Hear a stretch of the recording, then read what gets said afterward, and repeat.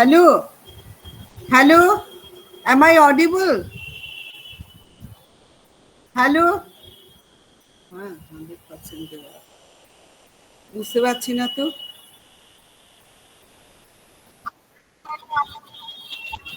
ও হ্যাঁ, এবারে পাচ্ছি। Hello madam. আচ্ছা আচ্ছা। হ্যাঁ হ্যাঁ, নমস্কার। আচ্ছা আচ্ছা।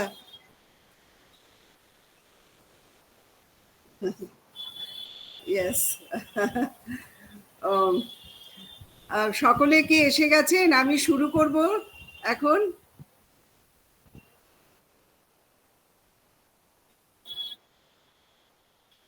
হ্যাঁ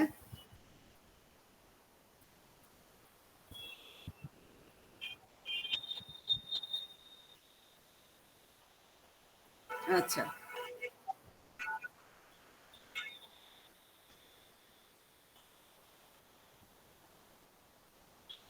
আচ্ছা আচ্ছা আচ্ছা।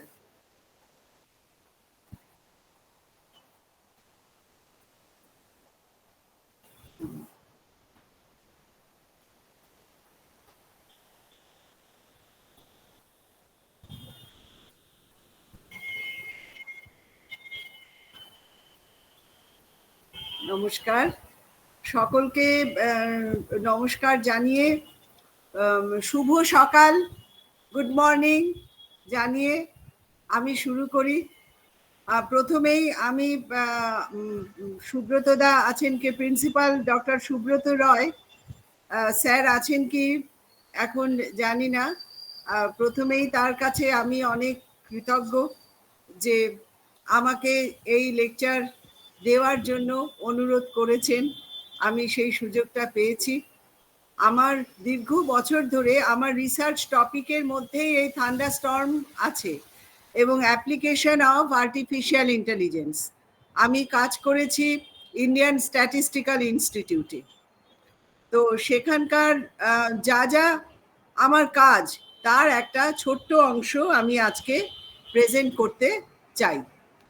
তো আশা করি সকলে শুনবে এবং যারা মোস্ট অফ দ্য অডিয়েন্স তারা কি মানে ফ্রম কি সেমিস্টার, কোন সেমিস্টার যেন বললেন? Second same. কোন সেম বললেন? Second same. সেকেন্ড সেম, তাহলে যথেষ্ট ছোটই। আমি চেষ্টা করছি এটা সহজভাবে বোঝানোর। যখনই কোনো লাস্টে তো কোয়েশ্চেন আনসার সেশন কিছুটা থাকবে, তখন স্টুডেন্টস যারা আছেও তোমরা আমাকে জিজ্ঞাসা করবে, টিচার্স আপনারাও যারা আছেন ফ্যাকাল্টি মেম্বার্স তারাও জিজ্ঞাসা করতে পারেন। আমি যে পেপারটা আজকে প্রেজেন্ট করব সেই পেপারটা আমি 2022 সালে আমেরিকাতে একটা ইন্টারন্যাশনাল কনফারেন্স হয়েছিল, সেটা কম্পিউটার সায়েন্স অ্যান্ড কম্পিউটার ইঞ্জিনিয়ারিংয়ের। সেখানে আমি এটা আমার একটা পেপার হিসাবে সেটা প্রকাশ পায় এবং এর একটা পার্ট আমি ওখানে প্রেজেন্ট করি। সারা বিশ্বের বহু ইউনিভার্সিটি সেখানে অংশগ্রহণ করে এবং আমি প্রতি বছরই প্রায় ইন্টারন্যাশনাল কনফারেন্সে কল পাই, ইনভাইটেড লেকচার হয়। আমি একটা খুব সহজভাবে এখানে বোঝানোর চেষ্টা করব।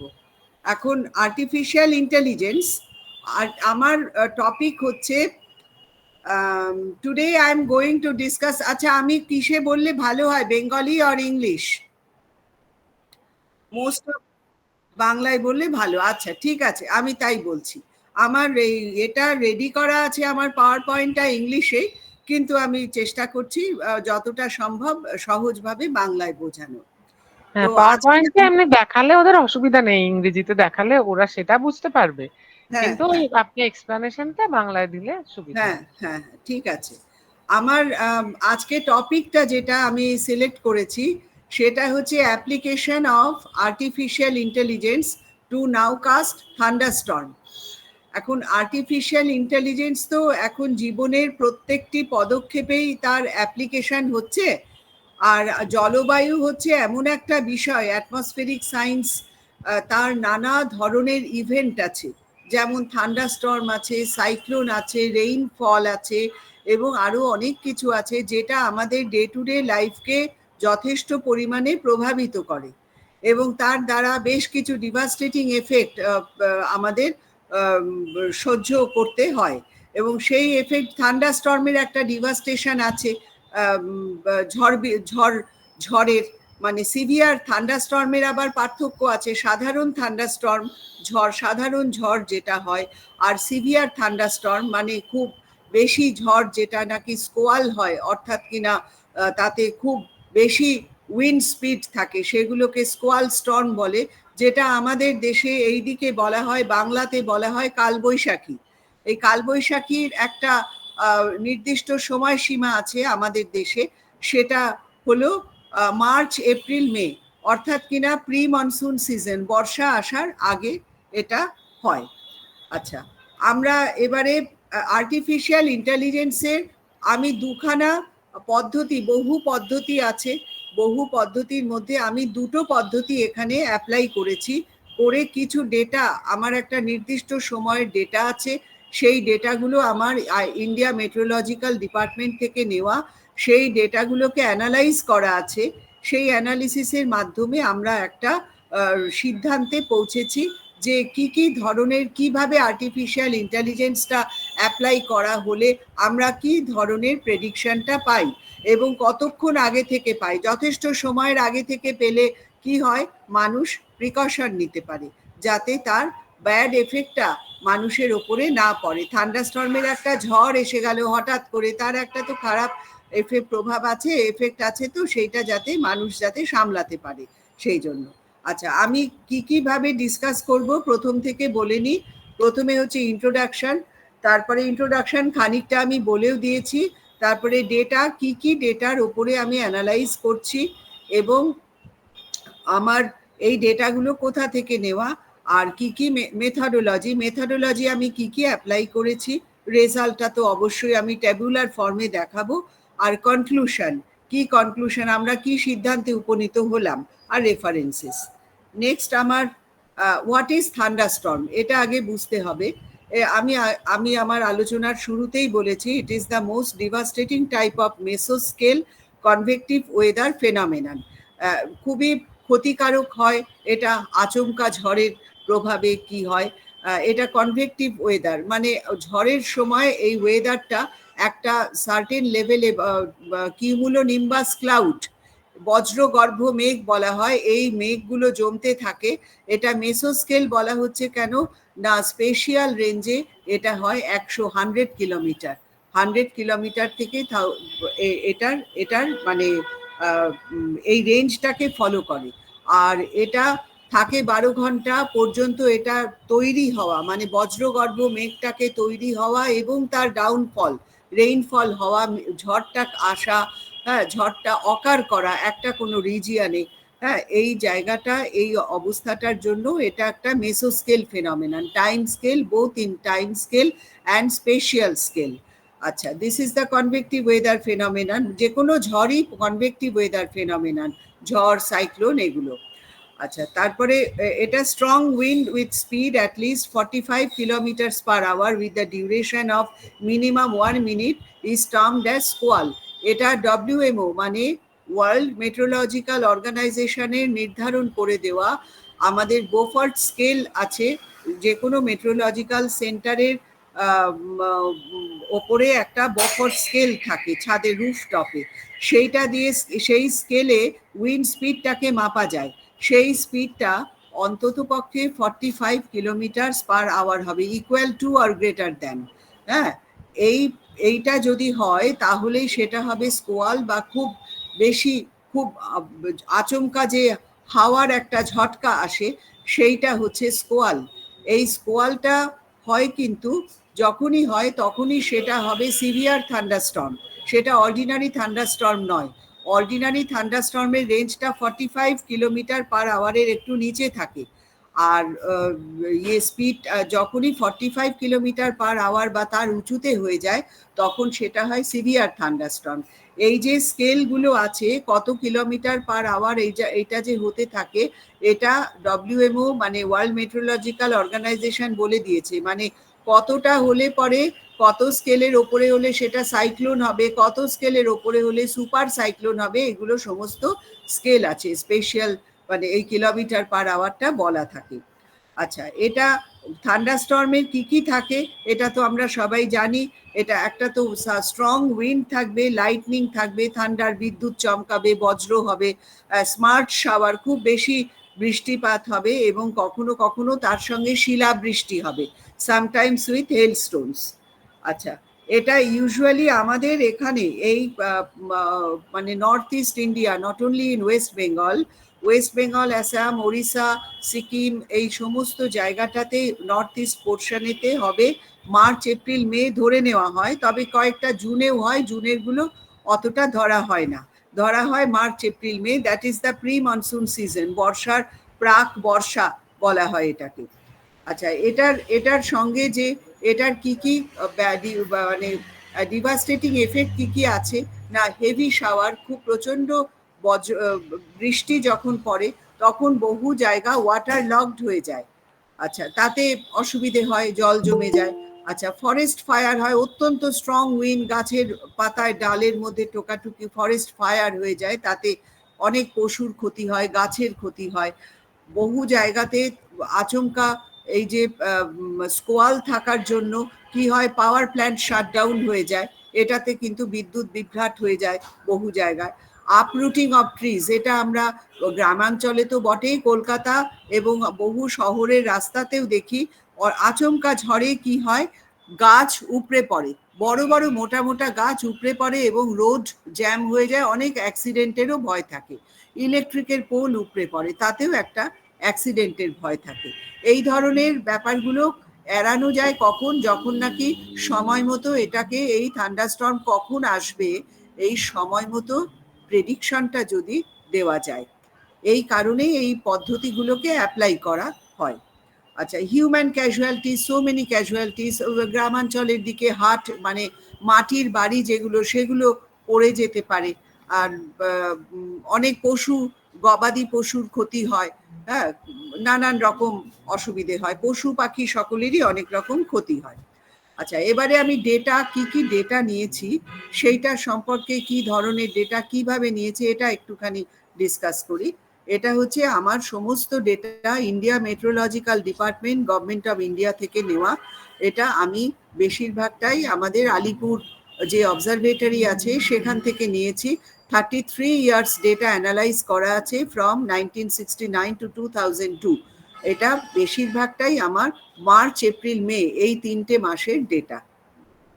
আর আমাদের ওয়েদার, এই কোন জায়গার ডেটা না, কলকাতার সমস্তটাই, সব দমদম অবজারভেটরি, আলিপুর অবজারভেটরি, সেখানকার যে যে জায়গাগুলোকে লোকেট করেছে সেই ডেটা নিয়েছে। অল্প কিছু আমার কোস্টাল এরিয়া মানে দীঘা রিজিয়নেও আছে অবজারভেটরি, দীঘা থেকেও নেওয়া অল্প কিছু ডেটা আছে। গ্যাঞ্জেটিক ওয়েস্ট বেঙ্গলটা কভার হচ্ছে এই ডেটাগুলোকে নেওয়া। আসাম আছে খুবই অল্প। আচ্ছা, এই কলকাতার কোন টাইমের ডেটা নেওয়া, 0 GMT মানে 6 AM সকালবেলার ডেটা। অর্থাৎ জেনারেলি এই যে কালবৈশাখী বা স্কোয়াল স্টর্ম হয় বিকেলের দিকটা, এই বিকেলের দিকে হতে গেলে এর যে পূর্বাভাস যেটা হয়, মানে কি প্যারামিটার, সেই প্যারামিটারগুলো সকাল থেকেই পাওয়া যায়। মানে সকালবেলার প্যারামিটারটা পেলে আমরা বুঝতে পারি যে কিভাবে আমাদের এই উল্লম্ব মেঘ বা কিউমুলোনিম্বাস ক্লাউড, বজ্রগর্ভ মেঘ জেনারেট হচ্ছে কিনা সেটা আমরা বুঝতে পারবো সেইটা থেকে অ্যানালিসিস করে। আর লো প্রেশার রিজিয়নটা খুব থাকা দরকার, অর্থাৎ কিনা ট্রাফ লাইন জেনারেট করছে কিনা, এটা চার্ট থেকে বোঝা যায়, আমাদের ওয়েদার চার্ট থেকে। লো প্রেশার এরিয়াটা না হলে কিন্তু জলীয় বাষ্প প্রচুর পরিমাণে আসবে না এবং বজ্রগর্ভ মেঘ তৈরি হবে না। এই বজ্রগর্ভ মেঘ তৈরি হওয়ার পেছনে জলীয় বাষ্প, ময়েশ্চার কন্টেন্টটা খুব দরকার। এই ময়েশ্চার গুলোই আপার এয়ারে ড্র্যাগ করে, ফোর্সে উঠে যায়, উঠে গিয়ে বয়েন্সি থাকে, উঠে গিয়ে তারাই মেঘটাকে, ক্লাউডটাকে ডিপোজিট করে, ড্রপলেট তৈরি হয়। আচ্ছা, কলকাতার ল্যাটিটিউড লঙ্গিটিউড আমরা তো সবাই জানেন আর কি, 22.3 degree north and 88.3 degree east. এই লোকেশনটাকে, অ্যারাউন্ড দিস লোকেশন আমরা ডেটা নিয়েছি। আচ্ছা, আমার কাছে স্কোয়াল স্টর্ম অ্যান্ড আমরা যে কোনো আর্টিফিশিয়াল ইন্টেলিজেন্সের যে কোনো মেথডোলজি অ্যাপ্লাই করার ক্ষেত্রে যে ডেটা আমরা নেব তার মধ্যে কিছু থাকবে ইয়েস ডেটা, কিছু থাকবে নো ডেটা।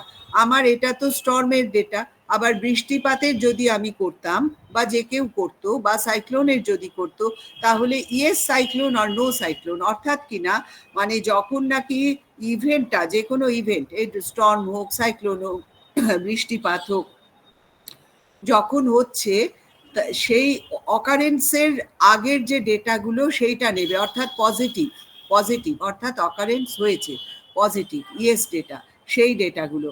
আর বাকি কিছু ডেটা থাকবে নর্মাল ডেজ, যখন নাকি এই ইভেন্টগুলো ঘটেনি, অর্থাৎ কিনা ঝড় হয়নি নর্মাল ডে যেদিন, অর্থাৎ কিনা সাইক্লোন হয়নি নর্মাল ডে, অর্থাৎ কিনা বৃষ্টিপাত হয়নি নর্মাল ডে, এই নর্মাল ডের ডেটা। অর্থাৎ আমরা দু ধরনের ডেটা নেব, একটা ইয়েস ডেটা, একটা নো ডেটা। তাহলে পরে এটাকে মিক্সিং করাবো, মিক্সিং করে আমরা বিভিন্ন এই যে মেথডোলজিগুলো অ্যাপ্লাই করা হয়, এগুলো এক একটা হচ্ছে ক্লাসিফায়ার। দুটো গ্রুপ যদি থাকে, এই দুটো গ্রুপের মধ্যে ভালোভাবে যাতে ক্লাসিফিকেশনটা করতে পারে, সেটাই হচ্ছে আর্টিফিশিয়াল ইন্টেলিজেন্সের একটা অন্যতম শর্ত। আচ্ছা, এবারে এই যে ডেটা সেটটা, গোটা ডেটা সেটটাকে আমরা কি করব, দুটো ভাগে ভাগ করব। একটা ট্রেনিং ডেটা সেট, একটা টেস্ট ডেটা সেট। এটা যে কোনো মেথডোলজি অ্যাপ্লাই করার ক্ষেত্রেই এটা করতে হবে। ট্রেনিং ডেটা সেটটা হয় কি, তার উপর দিয়ে আমরা লার্ন করাই, একটা যে কোনো মেথডোলজিকে লার্নিং ফেজ আছে, এই লার্ন করাতে হয়। আর আরেকটা ফেজ আছে যেটা নাকি টেস্ট করাতে হয়, অর্থাৎ ভ্যালিডেশন অফ দ্য ডে। আমার যে যে মেথডটা আমি অ্যাপ্লাই করলাম, যা রেজাল্টটা পেলাম, সেই রেজাল্টটা কতগুলো ডেটার ওপরে অ্যাপ্লাই করে আমার সঠিক রেজাল্ট এলো, অর্থাৎ অ্যাকিউরেসি কতটা এলো, এটা দেখা। এটা করা হয় টেস্ট ডেটার উপরে, অর্থাৎ টেস্টিং ফেজে। আর প্রথম ফেজটা কি হয়, লার্নিং ফেজ, সেটা করা হয় ট্রেনিং ডেটা সেটের উপরে। এই ট্রেনিং ডেটা সেটে আমার এখানে training and testing data set for squall storm days আমার কত আছে, আমার আছে ট্রেনিংয়ে 100টা ডেটা আর টেস্টিংয়ে 61টা ডেটা, অর্থাৎ টোটাল আমার 161টা ডেটা আছে আমার স্কোয়াল স্টর্মের, অর্থাৎ ইএস ডেজের, ইএস ইভেন্টের।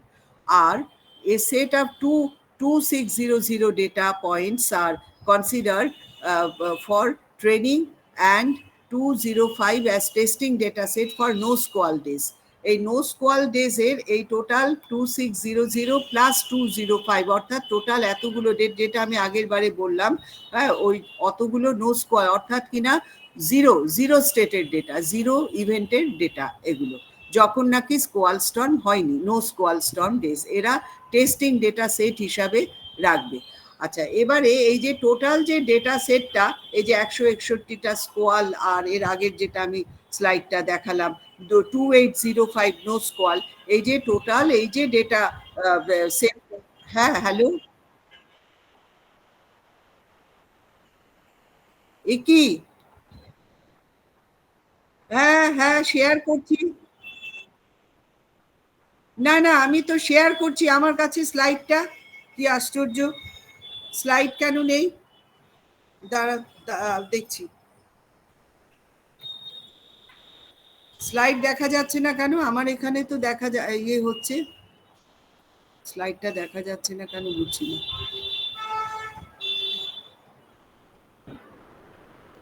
সাউন্ড তো শোনা যাচ্ছে তাহলে।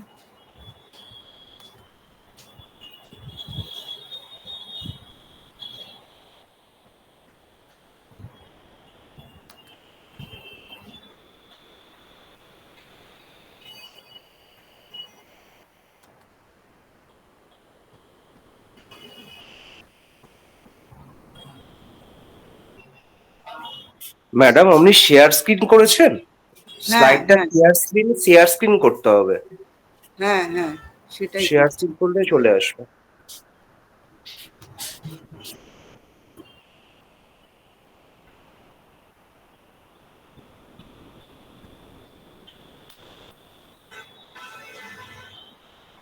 পাওয়া যাচ্ছে এখন? হ্যালো? হ্যাঁ, না, পাওয়া যাচ্ছে না। আপনাকে শেয়ার স্ক্রিন করে তবে ওটা করতে হবে। শেয়ার উইন্ডো করে তারপরে করতে হবে ওটা।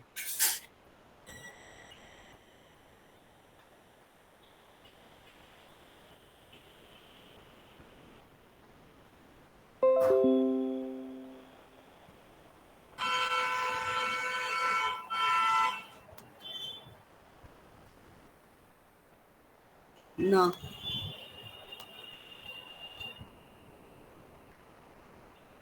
এই তো দিলাম। পাওয়া যাচ্ছে? হ্যাঁ, পাওয়া যাচ্ছে? পাওয়া যাচ্ছে তো? আচ্ছা, দাঁড়ান, আমার এখানে আবার ইয়ে হলো, দাঁড়ান।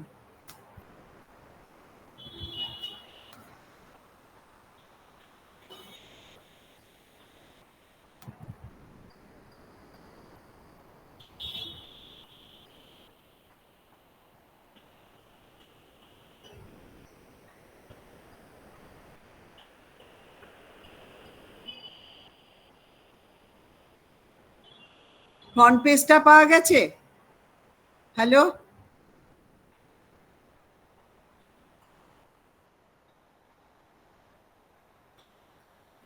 না, না,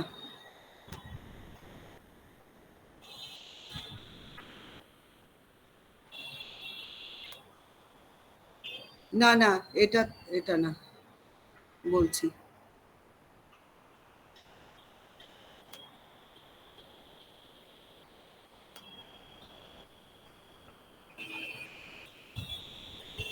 এক মিনিট। আমাকে দেখা যাচ্ছে? হ্যালো? হ্যাঁ, দেখা যাচ্ছে, দেখা যাচ্ছে। হ্যাঁ, দাঁড়ান, এক মিনিট।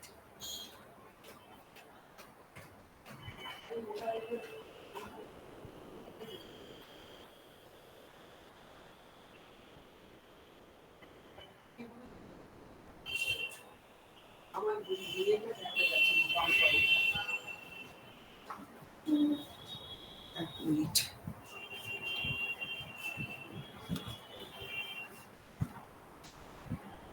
এখানে পাচ্ছেন আমরা? না, না, না, পাচ্ছি না। শেয়ার স্ক্রিন করা যাচ্ছে না কেন বলো তো? কি হলো এটা? আগে দেখে হুম? হ্যাঁ, হ্যাঁ, হ্যাঁ, ওখান থেকে এটাকে দেওয়া যাচ্ছে না। বুঝতে পেরেছি। তোমার ইয়ে থেকে দিচ্ছে। হ্যাঁ, মেল থেকে না, দাও। না, মেল থেকে আসছে না। মেল থেকে আসলে না তো, এখান থেকে দাও। হ্যাঁ, মেল থেকে আসলে না। এবারে আসছে? হ্যালো? এবারে কি আপনারা দেখতে পাওয়া যাচ্ছে না? এটাকে ওরা দেখতে পাচ্ছে না, মেলটাকে দেখছে, ওরা ওইটাকে দেখতে পাচ্ছে না। মেল থেকে দেখতে পাচ্ছি। না, না, এটাকে শেয়ার করে দাও। আমাকে দেখা যাচ্ছে না, শেয়ার করা যাচ্ছে না, অপশন দেখা যাচ্ছে না।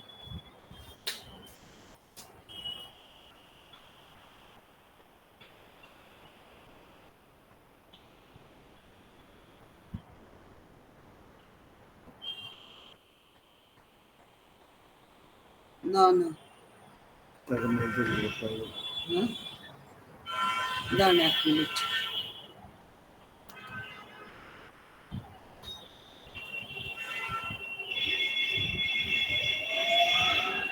আমি আরেকবার বন্ধ করে করছি, হ্যাঁ, আরেকবার বন্ধ করে করছি।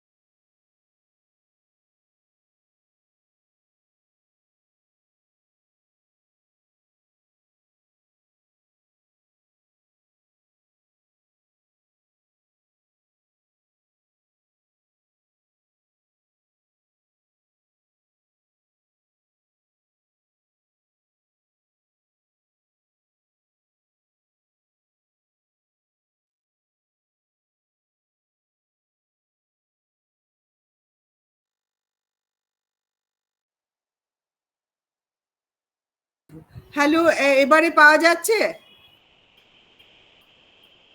হ্যালো, না ম্যাম। হ্যাঁ,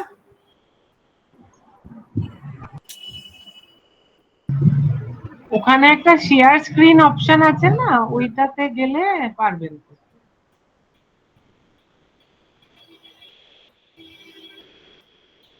না না এখানে এটা নেই। না না আসছে না, এটা করেও আসছে না। বা একটা প্রেজেন্ট নাও আছে দেখুন, সেটা একটা অ্যারো দেওয়া প্রেজেন্ট নাও বলে আছে, সেটা দিয়ে করলেও হবে।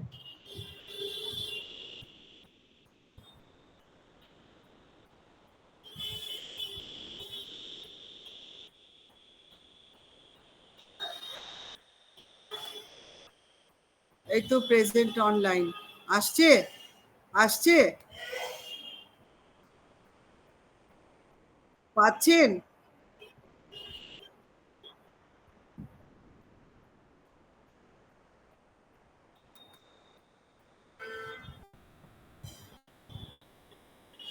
হ্যাঁ, ওই ওই তো প্রেজেন্ট অনলাইন, অনলাইন প্রেজেন্টেশন না আসছেন, আপনারা তো পাচ্ছেন না ওটা।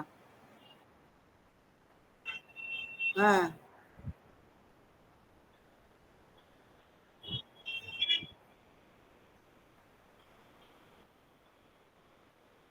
ওই তো প্রেজেন্ট অনলাইন, যেটা প্রেজেন্ট অনলাইনে দিচ্ছি তো, প্রেজেন্ট অনলাইন।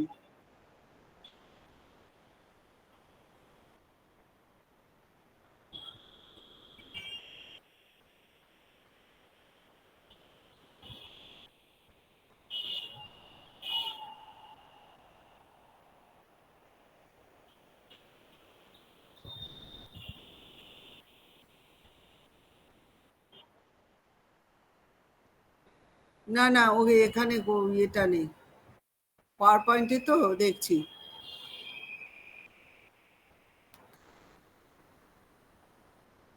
পাচ্ছেন?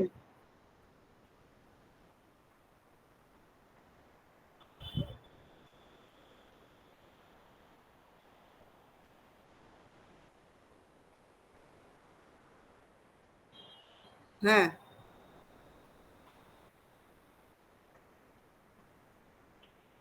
হ্যাঁ হ্যাঁ হ্যাঁ হ্যাঁ।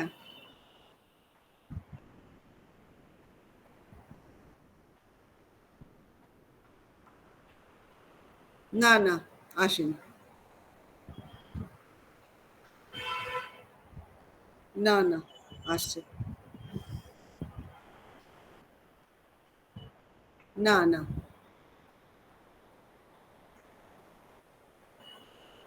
আচ্ছা আমি অবশ্য আমার এমনি বললে তো, এমনি যদি বলে যাই তাহলে আপনারা ওরা ফলো করতে পারবে কি জানি না।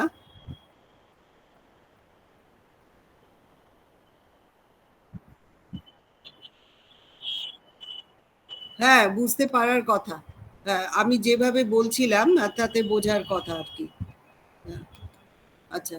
তো আমার, কারণ আপনাদের তো একটা টাইম লিমিট আছে, তো পরেও তো আরো স্পিকার আছে। হ্যাঁ, ও আচ্ছা আচ্ছা। আচ্ছা আমার আবার ইয়ে আছে, আমার অন্য মিটিংও আছে, কলেজ আছে, যাই হোক। হ্যাঁ, তো ট্রেনিং ডেটা সেট আমি যেটা বলছিলাম, টেস্ট সেট আর ট্রেনিং ডেটা সেট, আমার খুব বেশি কিন্তু ছবি নেই, আমার সবটাই যা বলছি এগুলোই টেক্সট আকারে লেখা, যার ফলে আপনারা বুঝতে এটা থেকে খানিকটা হয়তো ধারণা করতে পারবেন, মানে ছবি থাকলে না দেখালে অসুবিধে হতো, আমার ছবি খুব একটা নেই। হ্যাঁ, আচ্ছা। তো যেটা বলছি টেস্ট ডেটা আর ট্রেনিং ডেটা সেট, যেটা সেইটাকে কয়েকটা আমার যদি থাকে 2000-এর ওপরে, যেটা আমার এখানে আছে ট্রেনিং ডেটা সেট আর test yes data and no data, 2500-এর ওপরে, 2800 সামথিং এরকম আমি যেটা বললাম, অত ডেটা যেটা আছে সেইটাকে আমার কয়েকটা ভাগে ভাগ করতে হবে অ্যানালিসিসের সময়। কিভাবে ভাগ করতে হবে? প্রত্যেকটা ভাগের মধ্যে যাতে ইয়েস ফেজ, ইয়েস ভেক্টরস গুলো পড়ে এবং নো ভেক্টরস গুলো পড়ে, অর্থাৎ কিনা স্কোয়াল থান্ডারস্টর্ম ডেজ গুলো আছে তার ডেটাগুলো, এবং নো স্কোয়াল স্টর্ম ডেজগুলো আছে তারও ডেটাগুলো থাকবে, এরকম প্রত্যেকটা পার্টেই থাকবে। আচ্ছা, এবারে আমার ধরুন 10টা সেট হলো, ওই 10টা সেটের মধ্যে আমি 5টাকে ট্রেনিং করতে পারি সেট, 5টা টেস্ট ডেটা সেট করতে পারি। টেস্ট ডেটা সেটগুলো অলওয়েজ ফর দ্য ভ্যালিডেশন, অথবা আমি 8টাকে ট্রেনিং করতে পারি, 2টোকে টেস্টিং করতে পারি। এটা অ্যাজ পার মানে আমার রেজাল্টের অ্যাকিউরেসিটা নির্ভর করবে, এটা তো ইটারেটিভ প্রসেস, রেজাল্টের প্রসেসের ওপরে নির্ভর করবে। আচ্ছা, এরপরে যেটা আসছে, আমরা কি কি ওয়েদার প্যারামিটার নিচ্ছি। আমরা এখানে ওয়েদার প্যারামিটার নিয়েছি, সানশাইন আওয়ার 7খানা প্যারামিটার নিয়েছি। সানশাইন আওয়ারকে নেওয়া হয়েছে মানে ফর কতক্ষণ ধরে সানশাইনটা থাকে আমার ডে টাইমে, এই সানশাইন আওয়ারটাকে নেওয়া হয়েছে। কেন নেওয়া হয়েছে না, সানশাইনটা ইনসোলেশন হয়, মানে সূর্যের আলো পরে যেটা মাটির ওপরে, সেটা একটা ইনসোলেশন হিট হয়, হিট থেকে যতটা আমার ময়েশ্চার ক্যারি করার, অ্যাটমসফেরিক ইনস্টেবিলিটি জেনারেট করে, এবং যার ফলে ময়েশ্চার নেওয়ার প্রবণতাটা আসে, ময়েশ্চারটাকে ক্যাপচার করতে পারে। আচ্ছা, তারপরে আরেকটা প্যারামিটার হয়েছে প্রেশার অ্যাট ফ্রিজিং লেভেল, সেটা হচ্ছে ট্রপোস্ফিয়ারে আপার লেভেলে। এই ডেটাটা আমরা পাই কোথা থেকে না, এই ডেটাটা পাই আমরা রেডিওসন রাউইন ডেটা থেকে, অর্থাৎ আমার এখানে আছে দমদম যে অবজারভেটরি, সেখান থেকে pressure at the freezing level. আর একটা height at the freezing level আমরা নোট করি ঠিকই, কিন্তু হাইটটা তো কাজে লাগে না, ওই হাইটে কতটা প্রেশার সেটাকে নিই। Cloud coverage of the day, cloud coverage বলতে আমার কতখানি অক্টাতে এটা নির্ধারিত হয়, কতখানি ক্লাউডের দ্বারা কভারেজ আছে আমার সেই দিনটা, সেটাকে নিই। আর হচ্ছে 3টে অ্যাডায়াবেটিক ল্যাপস রেটকে নিই। 3টে অ্যাডায়াবেটিক ল্যাপস রেট হচ্ছে different geopotential heights of the atmosphere. এখন অ্যাডায়াবেটিক ল্যাপস রেটটা কি, অ্যাডায়াবেটিক ল্যাপস রেটটা হচ্ছে আমার অ্যাডায়াবেটিক ল্যাপস রেটটা হচ্ছে dry bulb temperature difference between different geopotential heights. আমি এখানে 3টে হাইটকে নিয়েছি। 3টে হাইট বলতে 700 hectopascal to 600 hectopascal, that is approximately 3100 metres to 4500 মিটার্সের মধ্যে ড্রাই বাল্ব টেম্পারেচারের ডিফারেন্সটা থাকছে। আর একটা হচ্ছে dry bulb temperature difference between 600 hectopascal to 400 hectopascal, that is approximately 4500 to 7500 মিটার্সের মধ্যে। আর একটা লাস্ট যেটা থাকছে dry bulb temperature difference, that is also adiabatic lapse rate from 400 hectopascal to 300 hectopascal, which is approximately 7500 to 9600 meters এর উপরে মধ্যে। It is the height in the tropopause. এটা কখনো এটা তো আনডিউলেটেড সারফেস হয়, কখনো ট্রপোপজের রেঞ্জে পড়ে যায়। আচ্ছা, আর একটা যেটা ফ্রিজিং, আমরা সানশাইন আওয়ারটা বলেছি, ক্লাউড কভারেজে এটা ইন্ডিকেট করে। এটা কি ক্লাউড কভারেজটা কেন নিলাম, আমি আগেই যে পয়েন্টটা বললাম, সেটা হচ্ছে ময়েশ্চার কন্টেন্ট, অ্যাটমসফেরিক ময়েশ্চার কন্টেন্টকে ইন্ডিকেট করে। আর moisture content plays a vital role for the formation of the thunder cloud. Moisture ছাড়া কখনো ক্লাউড ফর্ম হয় না। আচ্ছা, more the coverage of the cloud, the more will be the moisture content of the upper air. আচ্ছা, methodology, আমরা দুটো methodology apply করেছি। একটা হচ্ছে কে নিয়ারেস্ট নেইবার মেথড, এটা আর্টিফিশিয়াল ইন্টেলিজেন্সের একটা মেথড। আর একটা মেথডোলজি হচ্ছে মাল্টি লেয়ার পারসেপ্ট্রন, এটা আর্টিফিশিয়াল নিউরাল নেটওয়ার্কে। আচ্ছা, কে নিয়ারেস্ট নেইবার মেথডের আমরা কি করি, কে নিয়ারেস্ট নেইবার মেথড যেটা ভেক্টর, অর্থাৎ কিনা আমার যে ইয়েস ভেক্টর আর নো ভেক্টর পয়েন্ট যেটা, তাদের মধ্যে এটা ডিফারেন্সটা আমি নিচ্ছি, মানে similarity measure of the vector difference. ওখানে একটা আমার অ্যানালিটিক্যাল প্রসেস আছে, একটা অঙ্ক আছে সেই জায়গাটায়। সেই অ্যাঙ্গেলসটা দুটো ভেক্টরের মধ্যেকার কোসাইন অ্যাঙ্গেলটাকে আমি নিই। এই কোসাইন ভ্যালুর ওপরে নির্ভর করছে যে আমার কতখানি সিমিলারিটি আছে, ভেক্টর দুটো সেম ওরিয়েন্টেশনে আছে কিনা। এটা আমরা 7খানা প্যারামিটার হচ্ছে একটা ভেক্টরে, ইএস ভেক্টরে, আর 7খানা প্যারামিটার হচ্ছে আমার আর একটা ভেক্টরে। এই দুটোর মধ্যে আমার কতটা সিমিলারিটি আছে এটা আমি টেস্ট করব। তারপর কে এর ভ্যালুটা কে এর ভ্যালুটা হবে একটা সিঙ্গেল প্যারামিটার, কে নিয়ারেস্ট নেইবার। নিয়ারেস্ট নেইবার মানে কাছাকাছি ভেক্টরগুলো আছে কিনা, ওই কারণে সিমিলারিটি মেজারের ফর্মুলাটা দরকার পড়ে। আচ্ছা, কে চুজ করতে হবে 1, 3 and 5। এটা আমি গাণিতিক ডিটেলসে এখানে একটু আছে, এটা একটু কঠিন লাগবে বুঝতে, আমি খুব ডিটেলসে যাচ্ছি না, যেহেতু এরা আন্ডার গ্র্যাজুয়েট লেভেলের স্টুডেন্ট আছে, আমি সহজে এটা বোঝানোর চেষ্টা করছি। কে এর ভ্যালুটা 1, 3, 5, 7 এইভাবে এক একটা ভ্যালুকে চুজ করতে হয়। তার থেকে আমরা কিছু রেজাল্ট পেয়েছি, সেইটা আমি পরে আলোচনা করছি।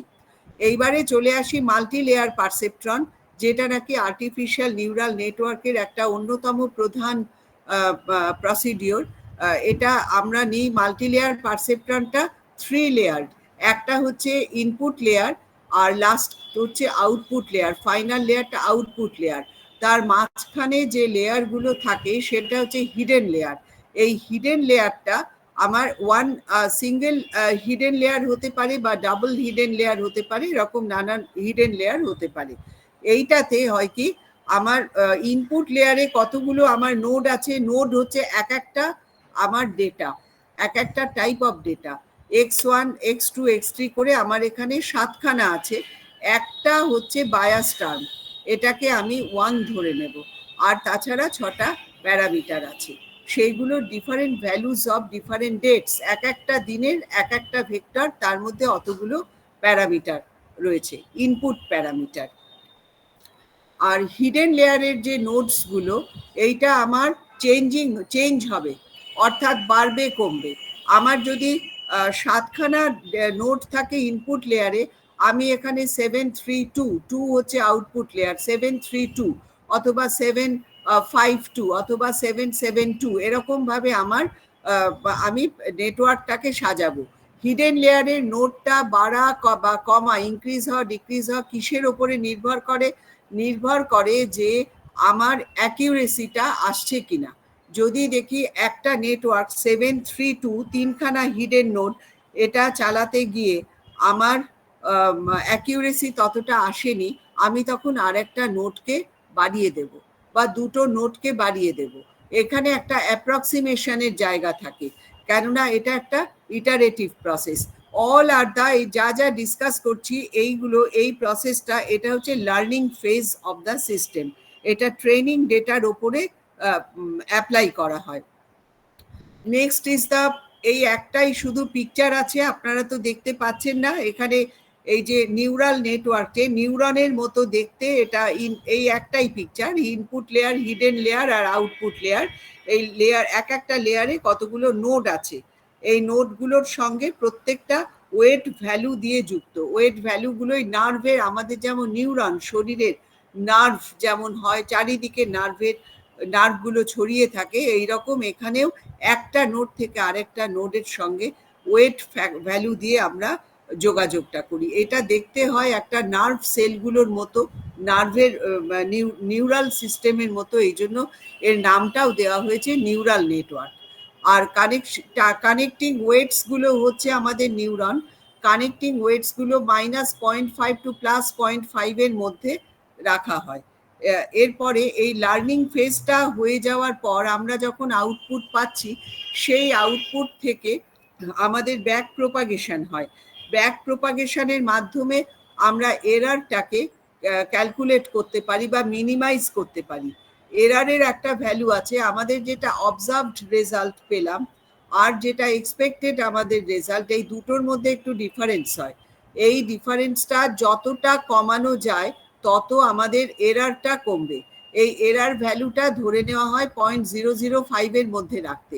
যখনই আমরা অ্যারাউন্ড দিস ফিগার আমরা রাখতে সক্ষম হব, তখনই বোঝা যাবে যে এই নেটওয়ার্কটা সাকসেসফুল নেটওয়ার্ক এবং এটা ভ্যালিডেট করার ক্ষেত্রে অনেকখানি কারেক্ট রেজাল্ট পাওয়া যাবে। এবার আরেকটা লার্নিং ফেজে আরেকটা প্যারামিটার আছে, সেটা হচ্ছে যে ইটা মানে learning parameter, learning rate parameter, এটা হচ্ছে 0.01, একটা লো ভ্যালুকে ধরা হয়। তো আমি এবার রেজাল্ট ডিসকাশনে আসছি। রেজাল্টের ক্ষেত্রে দেখা যায় যে আমরা যে কে নিউরাল নেটওয়ার্কটা দিয়েছি, সেই নিয়ারেস্ট নেবার, কে নিয়ারেস্ট নেবার, তার ক্ষেত্রে যখন কে ইজ ইকুয়াল টু 1 ধরেছি, তখন আমার আউট অফ 61 আমার যে স্কোয়াল ডে ছিল, তার মধ্যে 52টা ভ্যালিডেট হয়েছে, প্রপারলি ক্লাসিফাইড হয়েছে, অর্থাৎ কিনা 85.25% প্রপারলি ক্লাসিফাইড। আর নো স্কোয়াল ডেটাটা আউট অফ 205 এর মধ্যে 174 প্রপারলি ক্লাসিফাইড, অর্থাৎ কিনা 84.88% প্রপারলি ক্লাসিফাইড। আর কে ইজ ইকুয়াল টু 3 যখন ধরছি, তখন আমার আরো বেটার হচ্ছে রেজাল্টটা। সেখানে আউট অফ 61 ডেটার মধ্যে 54 প্রপারলি ক্লাসিফাইড, অর্থাৎ কিনা 88.52% আমি কারেক্ট রেজাল্ট পাচ্ছি। আর নো স্কোয়াল ডেজ এর মধ্যে 87.8% কারেক্ট রেজাল্ট পাচ্ছি। আর এর থেকেও বেটার রেজাল্ট আমি পাচ্ছি কোনটাতে? মাল্টি লেয়ার পারসেপ্ট্রনে। মাল্টি লেয়ার পারসেপ্ট্রনে আমার 6টা হচ্ছে প্যারামিটার, 632 আমি অ্যাপ্লাই করেছি হিডেন লেয়ার, আর একটা 642 আর একটা 652। তার মধ্যে 642টা বেটার রেজাল্ট দিয়েছে। সেখানে আমি 90 আমার 642তে আউট অফ 61 56 স্কোয়াল ডেটা আমার কারেক্টলি ক্লাসিফাইড হয়েছে, অর্থাৎ কিনা 91%, 91.8%, অর্থাৎ নিয়ারলি 92% আমি কারেক্ট রেজাল্ট পাচ্ছি। খুবই ভালো রেজাল্ট এটা। আর out of 205 no squall data আমরা পাচ্ছি 183 প্রপারলি ক্লাসিফাইড, অর্থাৎ 89.27%। এইটা খুবই ভালো রেজাল্ট হয়েছে। অর্থাৎ আমরা দুটো প্রসিডিওরের মধ্যে কে নিয়ারেস্ট নেবার আর মাল্টি লেয়ার পারসেপ্ট্রনের মধ্যে আমাদের কাছে অ্যাকসেপ্টেবল বেশি হয়েছে মাল্টি লেয়ার পারসেপ্ট্রন। এক্ষেত্রে আমরা যেহেতু 92% কারেক্ট রেজাল্ট পাচ্ছি স্কোয়াল স্টর্ম ডেজ এর ক্ষেত্রে, আর নিয়ারলি 90% কারেক্ট রেজাল্ট পাচ্ছি নো স্কোয়াল অর্থাৎ নো ডেটার ক্ষেত্রে। সুতরাং এটা অনেকখানি আমাদের কাছে মানে অনেকটা গ্রহণযোগ্য একটা রেজাল্ট। আর এখানে লিড টাইম হবে 10 to 12 আওয়ার্স, অর্থাৎ কিনা সকালবেলা যে ডেটাটা আমরা পেলাম 6টার সময়, ভোর 6টা 0 GMT, এই জিএমটির ওপরে নির্ভর করে আমরা যখন অ্যানালিসিস করছি আমাদের 10 to 12 আওয়ার্স আগে আমরা প্রেডিকশন দিয়ে দিতে পারি।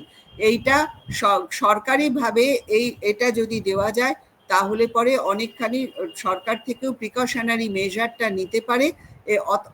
এছাড়াও লোকালিটির মধ্যে হিউম্যান বিইং সোসাইটি সব জায়গাতে যদি বলে দেওয়া যায় তাহলে থান্ডারস্টর্মের ব্যাড এফেক্ট থেকে অনেকটা মুক্ত থাকা যেতে পারে। আর কিছু রেফারেন্সেস আছে আমার নিজের, যেমন বেশ কটা পেপার আছে, এখানে তো আপনারা দেখতে পাচ্ছেন না, বেশ কিছু রেফারেন্সেস আমি দিয়েছিলাম। তো আমার এইটুকুই আমার বক্তব্য। Sorry for inconvenience of the slideshow. And now, any question from you? খুব সুন্দর বক্তব্য বলেছেন ম্যাডাম। আর আমাদের আইএমএস এর সেক্রেটারি সত্যব্রত স্যার আজকে আছেন আমাদের সঙ্গে। স্যার, আপনি কি এই আলোচনার সঙ্গে কিছু যোগ করবেন?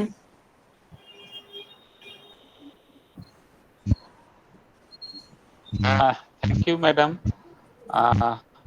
ডক্টর হিমাদ্রি ম্যাডামকেও আমি সত্যব্রত দত্ত বলছি। আপনি তো আইএমএস এর মেম্বার আমি যতদূর জানি। হ্যাঁ হ্যাঁ হ্যাঁ, আমি মেম্বার। হ্যাঁ, নমস্কার। আমি আপনার অনেক পোস্ট দেখি, আপনাদের গ্রুপেও আমি আছি আইএমএস। হ্যাঁ হ্যাঁ, আমার না যে আপনি আজকে আসছেন, যাই হোক আমি একটু দর্শক যোগ এই যে প্রেজেন্টেশন সমস্যা বাদ দিয়েও আপনার প্রেজেন্টেশনটা যেভাবে মুখে বললেন এটা খুবই ভালো লাগলো। কিন্তু একটা ছোট্ট যেটা ব্যাপার সেটা আপনি নিজেও ফিল করছেন, আমাদের কাছে ভালো লাগলো ছাত্ররা যেহেতু এই কঠিন বিষয়টা পুরোটা হয়তো বুঝতে পারবে না বলে মনে হয়। তাদের যে একটা ধারণা হলো এটা হ্যাঁ। এটা একটা বড় পাওনা। এইভাবে এতটা সহজ করে যে জিনিসটা, যেটা আমি হয়তো বুঝতে পারছি আমাদের কিছুটা ব্যাকগ্রাউন্ড থাকার কারণে, হ্যাঁ সেটা কিন্তু খুবই একটা সাধারণ মানুষও বোধহয় বুঝতে পারবে। আর ওরা তো আমি ওদের সাথে অনেক ইন্টারঅ্যাক্ট করেছি, বিশেষত স্টুডেন্টদের কথা বলি, তারা কিন্তু যথেষ্ট আগ্রহী এই ব্যাপারগুলো জানার জন্য। তো একটা ইন্টারেস্ট থাকলে জিনিসগুলো বোঝার সুবিধে হয়, হয়তো ব্যাকগ্রাউন্ডটা না থাকলেও পুষিয়ে দেওয়া যেতে পারে।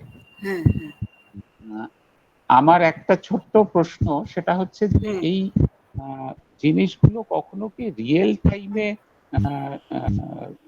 ভ্যালিডেট করার সুযোগ ঘটেছে? হ্যাঁ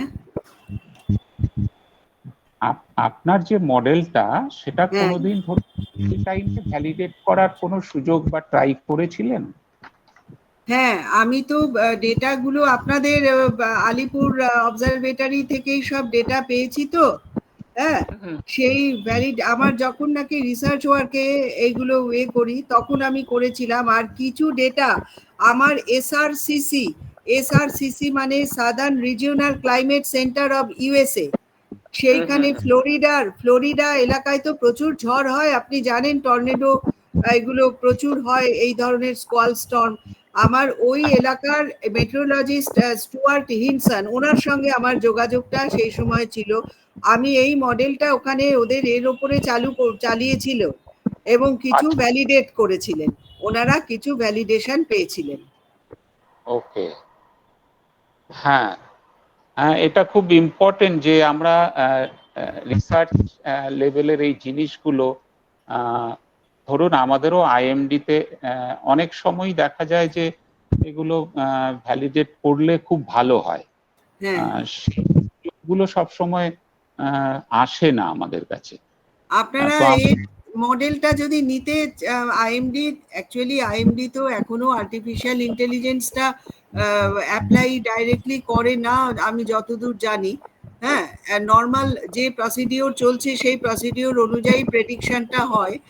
আর্টিফিশিয়াল ইন্টেলিজেন্সটা এখনো তো রিসার্চ লেভেলে রয়ে গেছে। হ্যাঁ, যদি এই মডেলটা কখনো অ্যাপ্লাই করে অ্যাজ পার মানে এক্সপেরিমেন্টালি, তাহলে পরে দেখা যেতে পারে যে এটা কতটা কারেন্ট ডেটার উপরে অ্যাপ্লিকেবল হলো। ঠিক, আমাদের আইএমডিতেও এআইএমএল নিয়ে একটা রিসার্চ শুরু হয়েছে এবং বিভিন্ন সেইভাবে ডিজাইন করার একটা কাজ শুরু হয়েছে। তো যদি কখনো সুযোগ ঘটে, আমি মডেলটাকেও যদি সেইখানে দিয়ে একটা রিয়েল টাইম, ধরুন এটা তো একদম মানে আমি পাস্ট ডেটা নিয়ে করলে তো হবে না, আপনি যেটা আজকের আলোচনার মূল বিষয়বস্তু হিসেবে যেটা রাখলেন, যে এই মডেলের সাহায্য নিয়ে যদি আমরা আর্লি ওয়ার্নিংটাকে ঠিকঠাক ভাবে দিতে পারি, এইটা বেসিক অবজেক্টিভ। সেইটার জন্য শুধু ধরুন আইএমএস বা কোনো একটা ছোট সোসাইটি বা অন্য কোনো ইনস্টিটিউট নয়, এটা যদি টেক আপ করে এবং সাইমালটেনিয়াসলি এই ইয়েটা যদি আমরা যারা ডিজাস্টার ম্যানেজমেন্ট বা ফর্মাল যে অ্যাডমিনিস্ট্রেটিভ সেটআপ আছে তাদের মাধ্যমে যদি স্প্রেড আউট করানো যায়। তো আমার সঙ্গে গণেশ বাবুর ভালো যোগাযোগ তখন হয়েছিল। তারপরে পরবর্তীকালে সঞ্জীব বন্দ্যোপাধ্যায়, আমার একটা বউ সাইনের ব্যাপারও ছিল। সঞ্জীব বাবু তারপরে রিটায়ার হলেন এই রিসেন্টলি। অ্যাটমসফেরিক সায়েন্সের সঙ্গে আমি যুক্ত আছি, ক্যালকাটা ইউনিভার্সিটি। হ্যাঁ, সেটা তো পার্টলি ইনিশিয়েটেড হয়েছে এখন। ওটা আমিও দেখি, আমি একটু খোঁজ নিয়ে নিচ্ছি কোন লেভেলে আছে ওটা। হ্যাঁ, তো আপনি কি এখন ক্যালকাটা ইউনিভার্সিটিতে আছেন? না, আমি এখন বঙ্গবাসী কলেজের প্রিন্সিপাল। ওখানে আমি ক্যালকাটা ইউনিভার্সিটির অ্যাটমসফেরিক সায়েন্স ডিপার্টমেন্টে বহু বছর ধরে আমার রিসার্চ ওয়ার্ক তো এই ফিল্ডে। আমার ইন্ডিয়ান স্ট্যাটিস্টিক্যাল ইনস্টিটিউটে রিসার্চ। প্রথমে আমি এর উপরে স্ট্যাটিস্টিক্যাল কাজ করি। হ্যাঁ, রিগ্রেশন দিয়ে অনেক, তারপরে আর্টিফিশিয়াল ইন্টেলিজেন্স ওরা তো করে, ওই ওই আমার ফিল্ডটাই ছিল এই থান্ডারস্টর্মের ফিল্ড, আর্টিফিশিয়াল ইন্টেলিজেন্স। ক্লাস নেই তো কিছু ওই আচ্ছা আজকে ওখানে faculty হিসেবে ডিরেক্টর হ্যাঁ হ্যাঁ আপনাদের। আজকে যে স্টুডেন্টরা ইন্টার্ন করছে তাদের মানে আজকে যে ইনপুট মেটেরিয়ালটা আরো বেশি সমৃদ্ধ হয়ে গেল ওরা, আমার মনে হয় যে বিষয়টার সাথে আর্টিফিশিয়াল ইন্টেলিজেন্স কে অ্যাড করে আরো ফোরকাস্টিং মেথডোলজি, আরো বেশি সোসাইটাল ইমপ্যাক্ট অ্যাসেসমেন্ট বা ওয়ার্নিং, যে আমাদের যে অ্যাওয়ারনেস, এই পার্টটা যে সম্ভব আজকে ইয়ং জেনারেশন জানতে পারলো আপনার মাধ্যমে। So thank you very much. We hope we must bring in other set of this kind of approaches from different colleges and through the IMS. Thank you, madam. আমি WMO তেও গিয়েছিলাম, lecture দিয়েছিলাম, ওটা UNO funding করেছিল, এটা ছিল 2009 সালে দিয়েছিলাম। তারপরে তো প্রতিবারই আমি যাই, এর উপরেই আমার লেকচার থাকে, WMO না অন্যান্য জায়গাতেও যাই। ঠিক আছে, এটা নিয়ে পরে আরো যদি কন্টিনিউ করেন, আরো অন্যান্য প্রজেক্ট ওয়ার্ক যদি আনেন, আর এই মডেল যদি অ্যাপ্লাই করে আইএমডি, আমি খুব খুশি হব। আমাকে যদি বলে আমি নিশ্চয়ই সেটা যতটা পারি আমি সহযোগিতা করব, কারণ আইএমডি ডেটা চাই, আমিও সেটা চাই। আমার যত পেপার পাবলিশ হয়েছে আইএমডি কে আমি ইয়ে করেছি, আইএমডি কে আমি অ্যাকনলেজ করেছি, ইন্ডিয়া মেট্রোলজিক্যাল ডিপার্টমেন্ট। ঠিক আছে ম্যাডাম, ছাত্রছাত্রীদের অনেক সৌভাগ্য যে আজকে এই বিষয়ের উপরে ওরা আলোচনাটা শুনতে পেল। ছাত্রছাত্রীরা, তোমাদের কি কোনো প্রশ্ন আছে?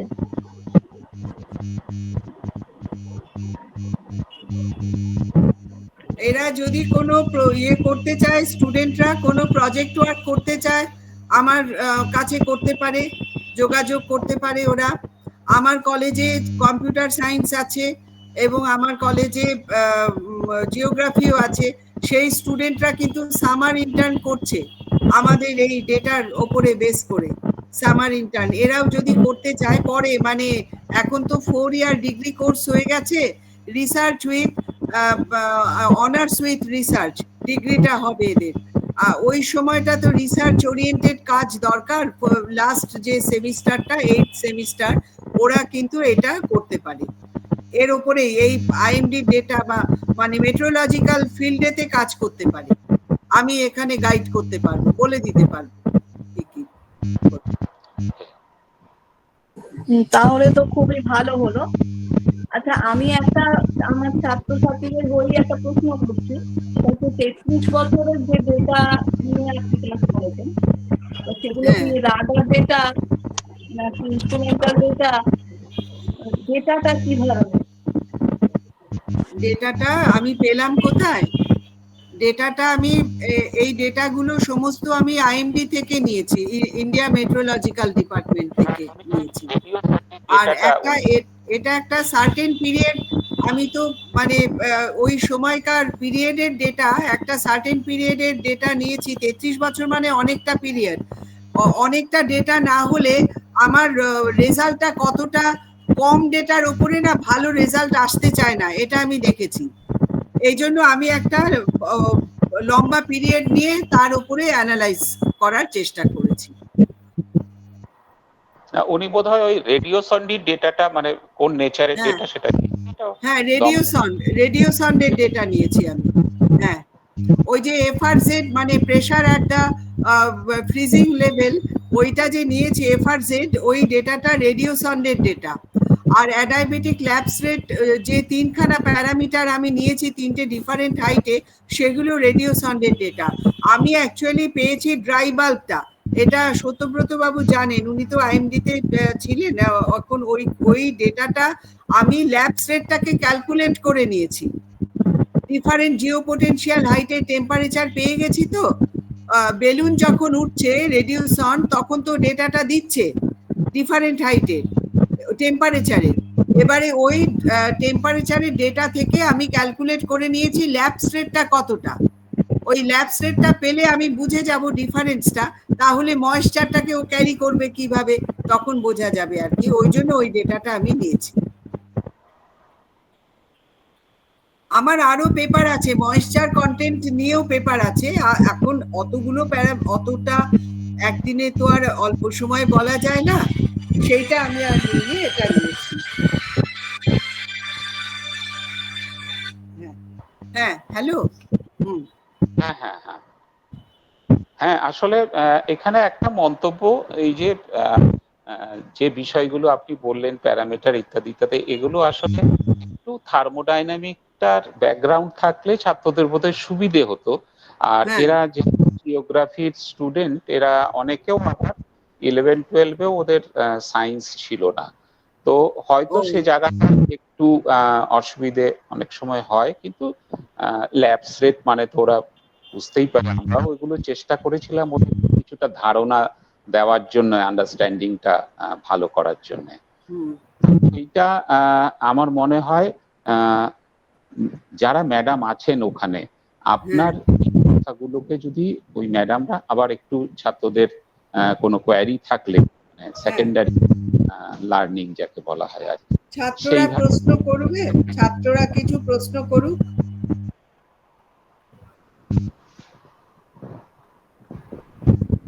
হ্যাঁ শারদা ম্যাডাম, দেখুন ছাত্ররা আর কিছু তাদের যদি জানার থাকে। তোমরা কেউ বলবে?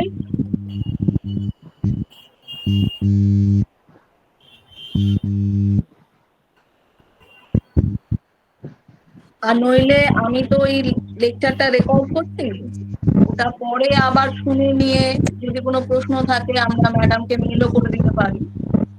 হ্যাঁ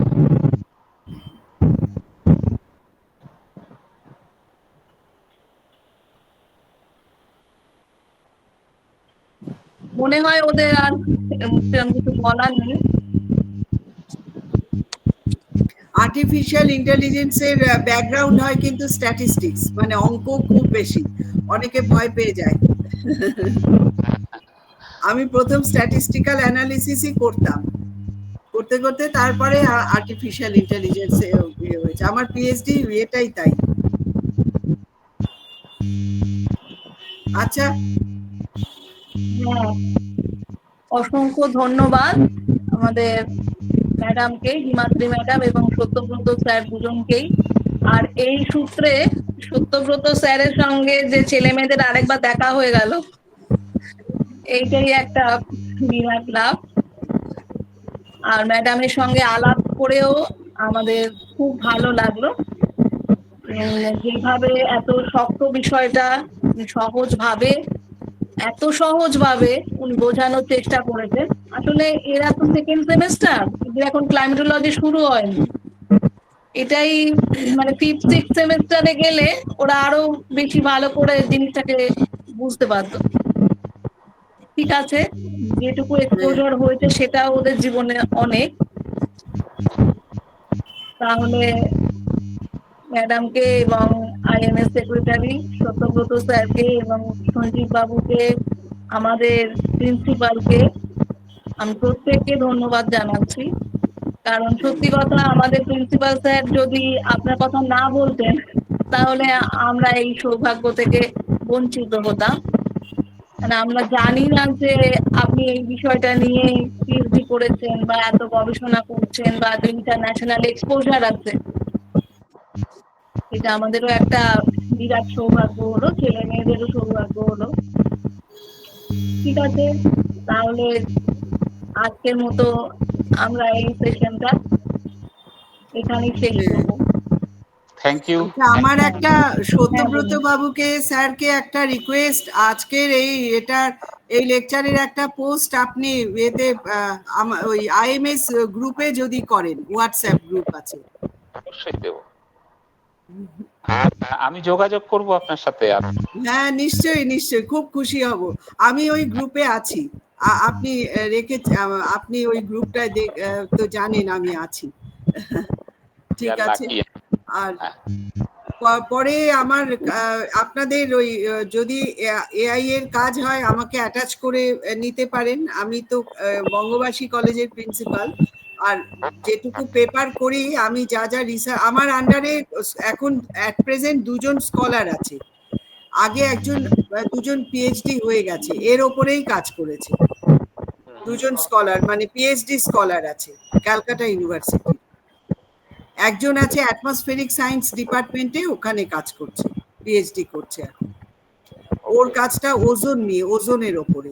আরেকজন স্কলার আছে রেডিও ফিজিক্সে, radio physics and electronics department, Calcutta ইউনিভার্সিটির, ওখানে রেজিস্ট্রেশন। সব এই হ্যাঁ, এই অ্যাটমসফেরিক ফিল্ডেই কাজ, মেট্রোলজিক্যাল ফিল্ডেই কাজ, যেহেতু আমার এটা পছন্দের ডোমেইন।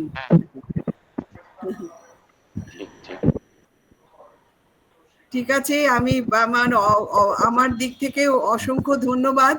আমি মিট করতে পারলাম আইএমএস আপনাদের সেক্রেটারির সঙ্গে, সত্যব্রত বাবুর। আমি এটা সরাসরি কথা ছিল না ঠিকই, কিন্তু আমি পোস্টগুলো পেতাম, হোয়াটসঅ্যাপে যোগাযোগটা ছিল। সারদা ম্যাডাম, আপনাকেও অসংখ্য ধন্যবাদ। আর সকলেই, সব পার্টিসিপেন্টস যারা আছো, স্টুডেন্টরা আর টিচাররা যারা আছেন, আপনারা তাদেরকেও আমার অনেক ধন্যবাদ ধৈর্য ধরে আমার লেকচারটা শোনা। পরে যদি যোগাযোগ রাখেন, কাজ করে স্টুডেন্টরা, আমি আরো বেশি খুশি হব। সামার ইন্টার্নে যদি আমার এখানেও কাজের, আমি নিজেই তো আছি, আমি রিসার্চের কাজটাও করাই, প্লাস সামার ইন্টার্নেও আমার ওখানে কাজ হয় আর কি, এই কাজই করিয়ে দিতে পারবো। তো যদি যোগাযোগ করেন অনেকটা খুশি হব, উপকারও পাবেন। আশা করি দুটো কলেজই উপকৃত হবে। আর আপনাদের কলেজের সঙ্গে আমার মৌ সাইন করা আছে। হ্যাঁ, সেই জন্যই তো প্রিন্সিপাল বললেন হ্যাঁ, এই লেকচারটাও সেই মৌয়ের একটা অ্যাক্টিভিটি হিসেবে দেখানো হবে। হ্যাঁ হ্যাঁ। আর আজকে আমাদের বল্লরী ম্যাডাম আছেন, সৌরভ স্যার আছেন, আপনারা কিছু বলবেন ম্যাডাম স্যার? আপনাদের কলেজে আমি এনইপি যখন শুরু হয় তখন একটা বড় ওয়ার্কশপ হয়েছিল, সেমিনার, আমাকে সুব্রতদা ডেকেছিলেন প্রিন্সিপাল, আমি বক্তৃতা দিয়েছিলাম। হ্যাঁ, আমার মনে আছে সেটা। হ্যাঁ হ্যাঁ, আমি বল্লরী ভাচ্ছি বলছি ম্যাডাম। হ্যাঁ হ্যাঁ, আমার মনে আছে আপনি গিয়েছিলেন, সেটা মনে আছে।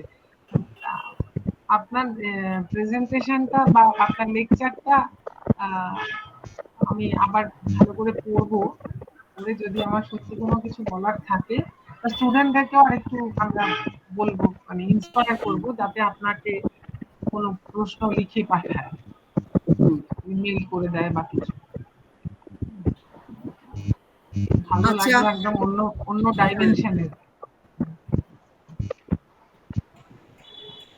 ঠিক আছে, সকলকেই আবারও অজস্র ধন্যবাদ জানিয়ে এখন শেষ হয়ে যাচ্ছে তো সেশনটা, তাহলে শেষ হচ্ছে, তাই তো? আচ্ছা, ওকে। হ্যাঁ ম্যাডাম, সকলকে ধন্যবাদ। আবার নিশ্চয়ই দেখা হবে। হ্যাঁ, নিশ্চয়ই দেখা হবে, নিশ্চয়ই যোগাযোগ রাখবেন। আমি ছাত্রদের উপকার হলে আমি খুব খুশি হব। ঠিক আছে। আমি ম্যাডাম আপনার মেইলটা তো জানি, আমার ফোন নাম্বার পাঠিয়ে দেবো। হ্যাঁ, পরে ওখান থেকে হোয়াটসঅ্যাপে আপনাকে পাঠিয়ে দেবো, ওদের যদি কোনো প্রশ্ন থাকে। হ্যাঁ হ্যাঁ, ওকে ওকে, ঠিক আছে। ঠিক আছে, এবারে আমি বেরিয়ে যাচ্ছি আর কি গ্রুপ থেকে, আমারও যেতে হবে, কলেজ যেতে হবে। ঠিক আছে, ঠিক আছে, ওকে ওকে, গুড বাই।